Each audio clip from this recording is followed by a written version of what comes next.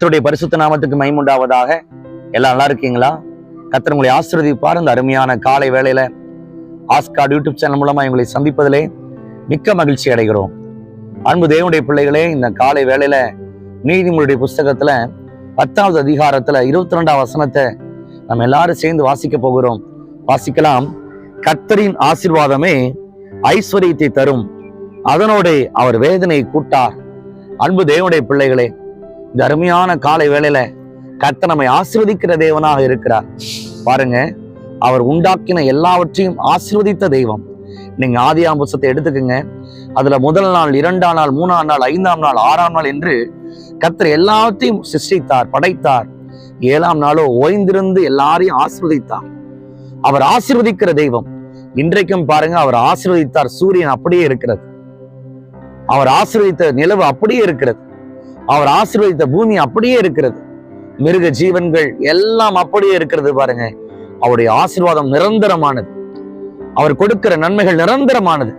அதனால சங்கீத புஸ்தகம் இப்படி போட்டிருக்கு, கர்த்தர் நன்மையானதை தருவார், தேசம் தன் பூமி தன்னுடைய பலனை கொடுக்கும் என்று வசனம் போட்டிருக்கிறது. ஆம் தேவ பிள்ளைகளே, கர்த்தர் உங்களுக்கும் எனக்கும் ஆசீர்வதிக்கிற தேவனாக இருக்கிறார். பாருங்க, கர்த்தர் தராத ஆசீர்வாதங்கள் பூமியில் இருக்கிறது. அந்த ஆசீர்வாதங்கள் எப்படிப்பட்டது என்று தெரியுமா? இப்ப பாருங்க, தேவ பிள்ளைகள் பலர் சொல்ற நான் கேட்டிருக்கிறேன், பாஸ்டர் அவங்களாம் நல்லா இருக்கிறாங்க, ஆனா கர்த்தரை தேடுற எனக்கு மட்டும் ஆசீர்வாதம் இல்லையே, நான் கேட்கிறது கிடைக்கலையே என்று பலர் வருத்தப்படுவாங்க. காரணம் என்ன தெரியுமா? உலகத்தாருக்கு கேட்கிறது கிடைக்கலாம், ஆனால் அது நிரந்தரமான ஆசீர்வாதம் அல்ல.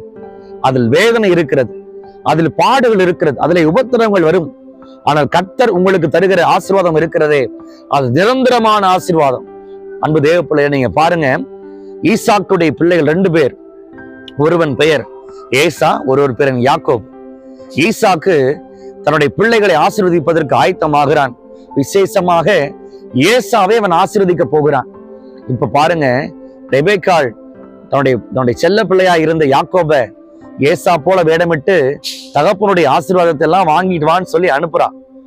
அப்படியே யாக்கோபும் ஏசாவை போல மாறினான், பேசினான், சமைச்சு கொடுத்தான், சாப்பிட்டான். ஈசாக்கு ஆசீர்வதித்தான். எல்லா ஆசீர்வாதங்களையும் வாங்கினவன் யார் தெரியுமா? யாக்கோபு. யாக்கோபு ஆசீர்வாதத்தெல்லாம் வாங்கி எப்படி போனான் தெரியுமா? கோலும் கையுமா தான் போனான். அன்பு தேவ பிள்ளைகளே, ஒருவர் உங்களை ஆசீர்வதிக்கிறாங்க, ஒரு மனிதர் உங்களை உயர்த்துறாங்க அப்படின்னா அது நிரந்தரமான ஆசீர்வாதம் கிடையாது.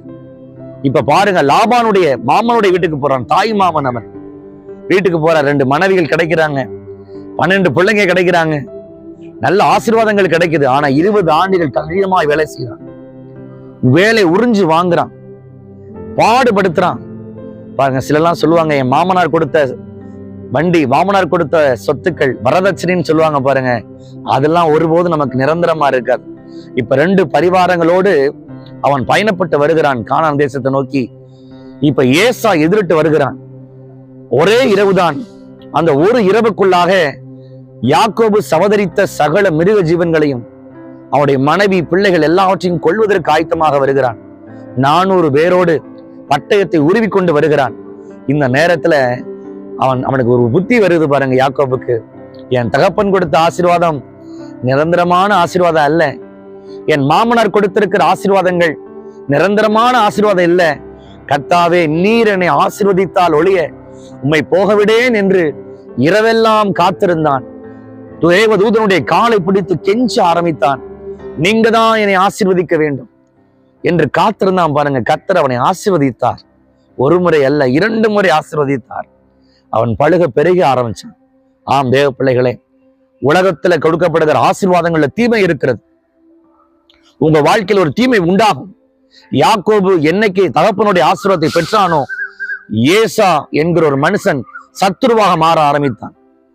எப்பொழுது மாமனுடைய ஆசீர்வாதம் பெற்றானோ, அன்றைக்கு மாமன் மூலமாக சத்துரு உருவாக ஆரம்பித்தான்.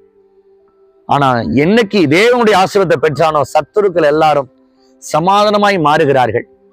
அன்பு தேவ பிள்ளைகளே, இன்றைக்கு நீங்க ஒரு காரியத்தை கற்றிருப்பீங்க.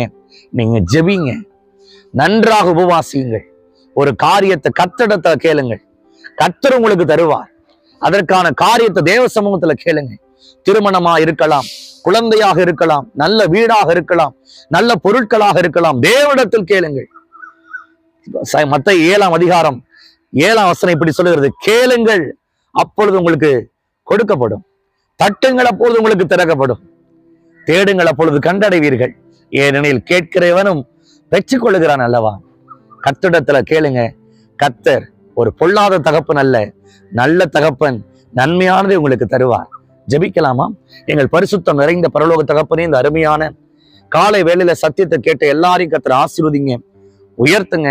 உம்முடைய திருக்கரத்துல ஒப்பு கொடுக்கிறோம். இயேசு கிறிஸ்துவின் நாமத்தில் ஜெபிக்கிறோம் எங்கள் நீதியுள்ள பிதாவே, ஆமென். God bless you. கர்த்தர் உங்களை ஆசீர்வதிப்பாராக. ஆமென்.